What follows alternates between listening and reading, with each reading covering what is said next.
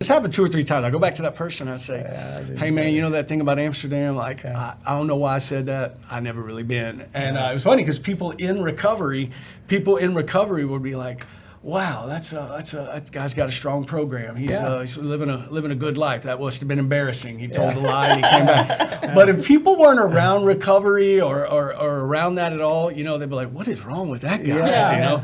But it did. And so anyway, I tell that because, you know, there's transformation that takes place, right? Yeah. There's that spiritual transformation that takes place with a personality change, and that personality change comes from an encounter, whatever that encounter looks like. And so, you know, the tagline for All Saints Recovery is from the broad highway to the narrow gate, from the broad highway to the narrow gate. And there are a lot of people who are struggling, who are not even near that highway. And we want to help them. We want to help them. And then there are some people who are on that broad highway and their behaviors are getting better, but they haven't found their way to that narrow gate. And you mentioned it just a second ago, you know, that mustard seed of faith, that mustard seed of willingness, that is all that God needs, right? Like, all saints is not doing all the work. God is doing all the work. We're just propping up the opportunity. Yeah, so that's good. So we got a few minutes left.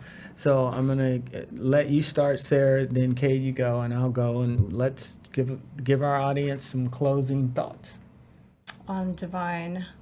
Or whatever the Lord has put on your heart.